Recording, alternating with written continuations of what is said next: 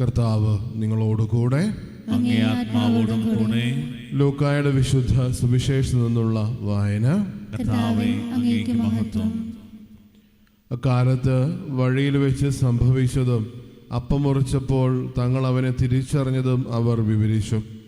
അവർ ഇത് പറഞ്ഞുകൊണ്ടിരിക്കുമ്പോൾ യേശുവരുടെ മധ്യേ പ്രത്യക്ഷനായി അവരോട് അരുളി ചെയ്തു, നിങ്ങൾക്ക് സമാധാനം. അവർ ഭയന്ന് വിറച്ചു. ഭൂതത്തെയാണ് കാണുന്നതെന്ന് അവർ വിചാരിച്ചു. അവൻ അവരോട് ചോദിച്ചു, നിങ്ങൾ അസ്വസ്ഥനാകുന്നതെന്തിന്? നിങ്ങളുടെ മനസ്സിൽ ചോദ്യങ്ങൾ ഉയരുന്നതും എന്തിന്? എൻ്റെ കൈകളും കാലുകളും കണ്ട് ഇത് ഞാൻ തന്നെയാണെന്ന് മനസ്സിലാക്കുവിൻ. എന്നെ സ്പർശിച്ചു നോക്കുവിൻ.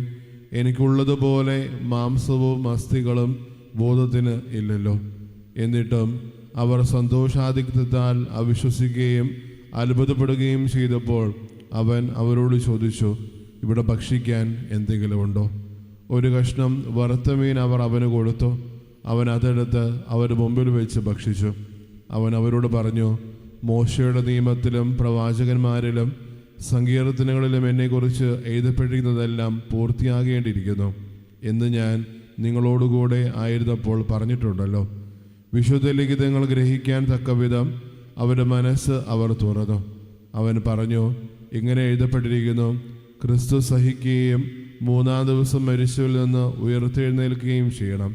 പാപമോചനത്തിനുള്ള അനുതാപം അവൻ്റെ നാമത്തിൽ ജെറുസലേമിൽ ആരംഭിച്ച് എല്ലാ ജനതകളോടും പ്രഘോഷിക്കപ്പെടേണ്ടിയിരിക്കുന്നു. നിങ്ങളിവയ്ക്ക് സാക്ഷികളാണ്. കർത്താവിൻ്റെ സുവിശേഷം. ക്രിസ്തുവേ, അങ്ങേക്ക് സ്തുതി.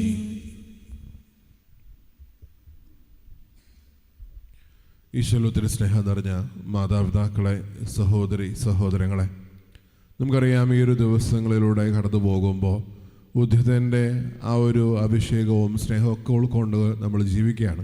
ഇത് പക്ഷേ ആദിമ ക്രിസ്ത്യാനികൾ പോലും പലപ്പോഴും അറിയപ്പെട്ടിരുന്നത് ഈ ഒരു ഉദ്ധിതൻ്റെ ഫലത്തിലാണ്. ആ ഒരു ഉയർപ്പിൻ്റെ ഫലത്തിൽ പലപ്പോഴും അവരോരോരുത്തരും ഓർമ്മിപ്പിക്കപ്പെടുകയും അല്ലെങ്കിൽ പലപ്പോഴും അവരറിയപ്പെടുകയും ചെയ്യുമ്പോൾ അവരെപ്പോഴും ഓർമ്മിപ്പിച്ചിട്ടിരുന്ന ഒരു കാര്യം, നിങ്ങളിപ്പോഴും അതേ കൃപയിൽ തന്നെയാണോ ജീവിക്കുന്നത്?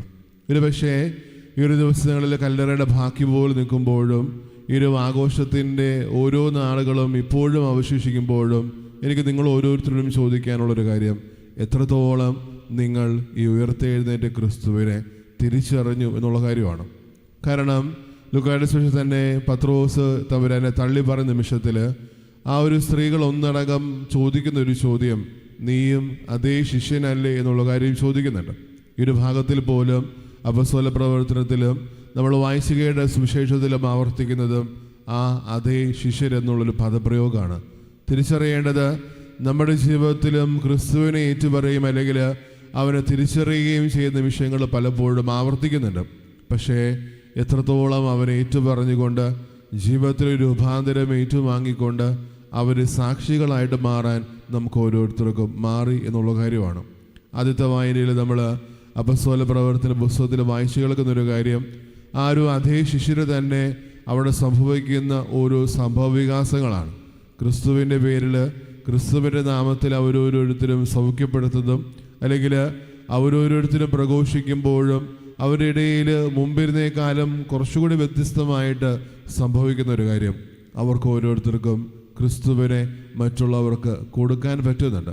സ്നേഹമുള്ളവരെ, നമ്മൾ തിരിച്ചറിയേണ്ടത് ഈ ദിവസങ്ങളിലൂടെ കടന്നു പോകുമ്പോൾ ഉയർപ്പിൻ്റെ എല്ലാവിധ കൃപയും സന്തോഷവും നമ്മൾ സ്വീകരിക്കുമ്പോൾ നമ്മൾ ഓർക്കേണ്ട ഒരു കാര്യം, എത്രത്തോളം മറ്റുള്ളവർക്ക് ഈ ഒരു ക്രിസ്തുവിനെ കൊടുക്കാൻ നമ്മുടെ ഓരോരുത്തരും ജീവിതം കൊണ്ട് പറ്റുന്നുണ്ട്. കാരണം പലപ്പോഴും ആത്മീയ ജീവിതത്തിൽ നമുക്കറിയാം മുമ്പും പിമ്പുമായിട്ടൊരു ജീവിതം പലപ്പോഴും മാറുന്നുണ്ട്. അല്ലെങ്കിൽ ദൈവത്തെ ഏറ്റുപറഞ്ഞ് നമ്മൾ ഓരോരുത്തരും ജീവിച്ച് കടന്നു പോകുമ്പോൾ ആ ഒരു ദൈവിക സാന്നിധ്യത്തിലും ദൈവബോധത്തിലും നമ്മൾ ഓരോരുത്തരും ആയിരിക്കുമ്പോൾ നമ്മുടെ ജീവിതം പലപ്പോഴും വ്യത്യസ്തമാകുമ്പോഴും നമ്മൾ നമ്മളോട് തന്നെ ചോദിക്കേണ്ട ഒരു ചോദ്യം, എത്രത്തോളം എനിക്ക് മറ്റുള്ളവർക്ക് ആ ക്രിസ്തുവിനെ കൊടുക്കാൻ പറ്റി എന്നുള്ള കാര്യമാണ്. കുടുംബജീവിതത്തിലാണെങ്കിലും ജോലി ചെയ്യുന്ന ഇടങ്ങളിലാണെങ്കിലും നമ്മളായിരിക്കുന്ന ഓരോ ഇടങ്ങളിലും ഈ ഒരു ദൈവാനുഭവം എത്രത്തോളം നമ്മുടെ ജീവിതത്തിലൂടെ നമുക്ക് പകർന്നു കൊടുക്കാൻ പറ്റി എന്നുള്ള കാര്യം ആദ്യ വായനയിൽ അപ്പസ്തോല പ്രവർത്തനങ്ങളുടെ ആ ഭാഗത്തിലേക്ക് ചേർത്ത് വെച്ച് വായിക്കുമ്പോൾ പത്രോസ് ആ ഒരു ദേവാലയത്തിൻ്റെ മധ്യഭാഗത്തേക്ക് കടന്നു ചെല്ലുമ്പോൾ ആ ഒരു ഭിക്ഷക്കാരനോട് അല്ലെങ്കിൽ ആ ഒരു മുമ്പിൽ നിൽക്കുന്ന വ്യക്തിയോട് പറയുന്നൊരു കാര്യമുണ്ട്, എനിക്ക് തരാൻ സ്വർണമോ വെള്ളിയോ ഒന്നുമില്ല, പക്ഷേ കർത്താവായ യേശു ക്രിസ്തുവിൻ്റെ നാമത്തിൽ എന്നുള്ള ബോധ്യം. ഇപ്പോഴും ഓർക്കേണ്ട ഒരു കാര്യം, അത്രയും നാളും ആ ഒരു ക്രിസ്തുവിനെ തള്ളിപ്പറഞ്ഞ് കുറ്റബോധത്തിൽ നടക്കുമ്പോഴും ആ ഒരു ബോധത്തിൽ ആഴ്ന്നുകൊണ്ട് ആ ഒരു ദൈവത്തെ തിരിച്ചറിഞ്ഞ നിമിഷങ്ങളിൽ മറ്റുള്ളവർക്ക് ആ ഒരു ക്രിസ്തുവിനെ കൊടുക്കാൻ താല്പര്യരാകുന്നുണ്ട്. നമ്മൾ ഓർക്കേണ്ട ഒരു കാര്യം, ഈ ഒരു ആത്മീയ ജീവിതത്തിൽ മുന്നോട്ട് പോകുമ്പോൾ ആ ഒരു ദൈവാനുഭവത്തിൽ ആഴപ്പെടുന്ന ഓരോ നിമിഷവും എത്രത്തോളം മറ്റുള്ളവർക്ക്, നമ്മുടെ ചുറ്റുമുള്ള ഓരോ വ്യക്തികൾക്കും ഈ ഒരു ദൈവത്തെ കൊടുക്കാൻ നമ്മുടെ ജീവിതം കൊണ്ട് നമുക്ക് ഓരോരുത്തർക്കും പറ്റുന്നു എന്നുള്ള കാര്യമാണ്. രണ്ടാമത്തെ കാര്യം, അവർ അവസാന ഭാഗത്ത് പറയുന്നത് പോലെ നിങ്ങൾ ഓരോരുത്തരും എനിക്ക് വേണ്ടി സാക്ഷികളായി തീരുക എന്നുള്ള കാര്യം. നമ്മുടെ ജീവിതാന്തസ് എന്താണെങ്കിൽ പോലും, അത് നമ്മുടെ ജീവിതത്തിൽ നമ്മുടെ കൂടെ ആയിരിക്കുന്നവർ ആരാണെങ്കിൽ പോലും അവർക്ക് ഓരോരുത്തർക്കും വേണ്ടി ക്രിസ്തുവിൻ്റെ സാക്ഷികളായിട്ട് മാറാൻ നമ്മൾ ഓരോരുത്തരും നമ്മുടെ ജീവിതം കൊണ്ട് താല്പര്യരാകണം. കാരണം ഉദ്ധിതൻ പലപ്പോഴും നമ്മുടെ ജീവിതത്തിലൂടെ നമ്മൾ ഓരോരുത്തരും പ്രചോദിപ്പിക്കുന്ന ഒരു കാര്യം, ഈ ഒരു കാര്യങ്ങൾ, ഈ ബോധ്യങ്ങൾ ഏറ്റുവാങ്ങിക്കൊണ്ട് ഏറ്റുചൊല്ലിക്കൊണ്ട് നിങ്ങൾ ഓരോരുത്തരും എൻ്റെ സാക്ഷികളായിട്ട് മാറാനുള്ളൊരു ബോധ്യമാണ്. ഉള്ളവരെ തിരിച്ചറിയാം, അല്ലെങ്കിൽ നമ്മുടെ ഓരോ ജീവിതങ്ങളെയും പരിശോധിക്കാം, എത്രത്തോളം ഈ ഒരു ദൈവത്തെ മറ്റുള്ളവർക്ക് കൊടുക്കാൻ നമ്മുടെ ജീവിതം കൊണ്ട് നമുക്ക് പറ്റി എന്നുള്ള കാര്യം. ഒപ്പം തന്നെ ഈ ഒരു ക്രിസ്തുവിന് വേണ്ടി എത്രത്തോളം സാക്ഷികളാകാൻ നമ്മുടെ ജീവിതാന്തസ്സും അല്ലെങ്കിൽ നമ്മളായിരിക്കുന്ന ഓരോ ഇടങ്ങളിലുമായിരുന്നു കൊണ്ട് മറ്റുള്ളവർക്ക് ഈ ഒരു ക്രിസ്തുവിനെ കൊടുക്കാൻ എത്രത്തോളം നമുക്ക് ഓരോരുത്തർക്കും പറ്റി എന്നുള്ള കാര്യം. തമ്പുരാൻ നമ്മൾ ഓരോരുത്തരെയും സമൃദ്ധമായിട്ട് അനുഗ്രഹിക്കട്ടെ. പിതാവിൻ്റെയും പുത്രൻ്റെയും പരിശുദ്ധാത്മാവിൻ്റെയും നാമത്തിൽ ആമേൻ.